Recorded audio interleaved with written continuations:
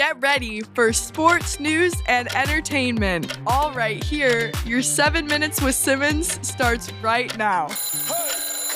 Don't do it, man. Don't cancel your vacation. You never know. If that's, it doesn't, some of them don't have refunds, all right? You got to watch this. I can't believe that I just read this story. We're going to get into it. Welcome back, everybody. Hope you're all doing well. But let's quickly, as promised in I think it was, not last episode, it would have been 2 episodes ago. We talked a little bit about answering comments. And 5 days ago, yes, I know. 2 episodes ago and 5 days ago. I know I haven't been very consistent, but Preston Sibley on my Sunflower Seeds podcast. I don't remember what we were talking about, but somehow I ended up going on a tangent. I think about sunflower seeds and my favorite flavors and this, that, and the other. And Preston added his comment saying he could eat a whole pack of dill pickle or cheddar jalapeno sunflower seeds per game, but honestly, confession time, he didn't eat them, just sucked the flavor off the shell and spit them out. And you know what? To be totally fair, I think I've done this. I think you've done this. I think everybody's done this. Like, that's the best part of the sunflower seeds. Nobody cares about the actual seed. You love the flavor on the shell, and that's pretty much what you eat them for. So I can totally relate to that. Gonna like the comment, Preston. So much commitment from him. I gotta love the way that he stays engaged with myself. He's always willing to provide his assistance, both as a filmer, as somebody behind the scenes helping me produce things, but also as a on-camera personality and a podcaster himself. So if you have checked him out, fantastic. If you haven't, SibP55 on Instagram, PassionPulseProductions.ca on the interwebs, and of course, Preston Sibley on YouTube. He's got a fantastic personality, just a brilliant producer, but beyond that, a brilliant human being, just a great guy. Thank you so much, Preston, for your comment and your continued support of my media. But welcome back, guys. Hope you're all doing well mentally, physically, and financially. And today's story leans into the latter.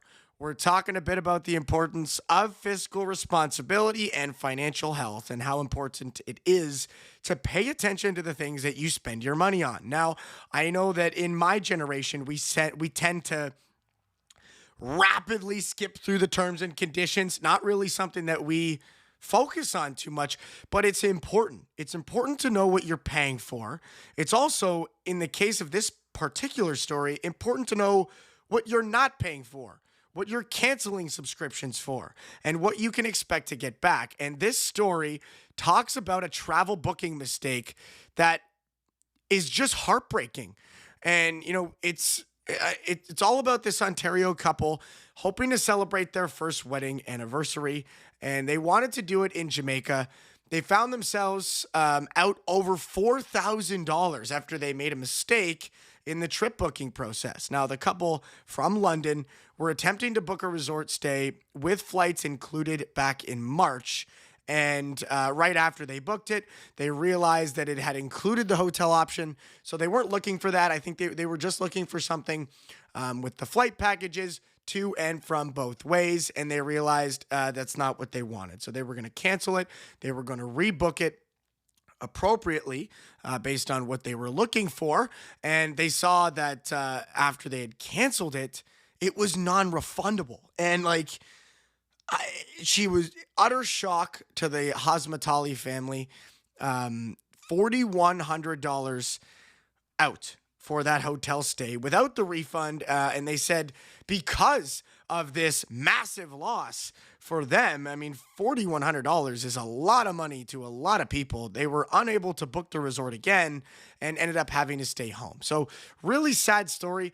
Really emphasizes the importance of paying attention to what you're paying for, understanding the terms and conditions, and understanding your options. And it's a reminder for myself and I guess to some of the other people of our age group and generation to just take your time when you're making massive, potentially life-altering and bank account-altering decisions, you have to know exactly what it is that you're doing. And my dad is probably listening. He's probably listening to me to record this podcast in the other room, being like, yep.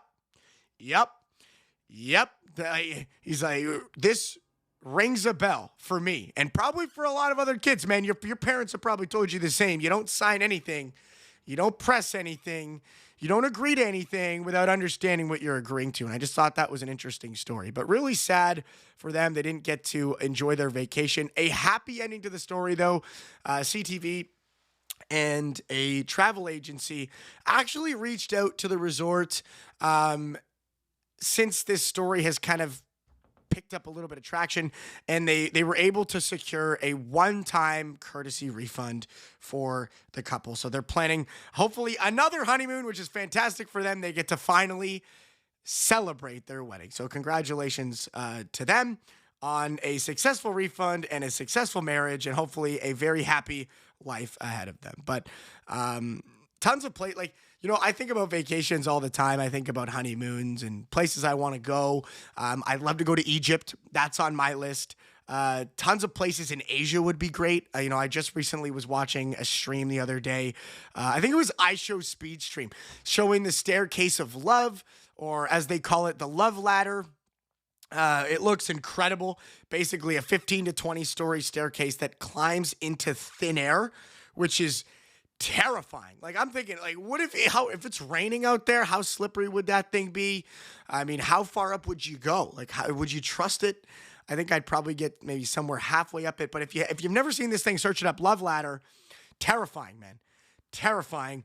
The Grand Canyon's on a lot of people's list. I had the opportunity to take that in with my sister, as well as my family, my mother and my father. Just a couple of months ago, we went to Vegas. Just an eye-opener to be out there, see the Grand Canyon, but also to go into some of those bars for the first time, just to see how wild it is. Literally the Wild West. But, for me, if I was doing a honeymoon, Paris, the Bahamas, Miami, maybe a little bit dirty for something like that. Maybe jump over to Fort Lauderdale, hop on a cruise.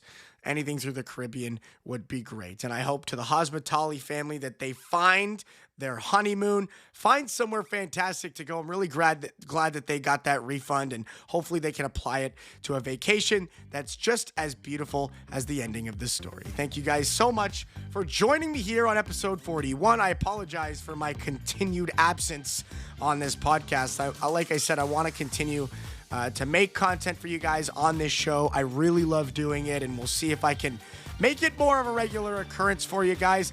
Thanks for tuning in. We'll see you next time. Peace.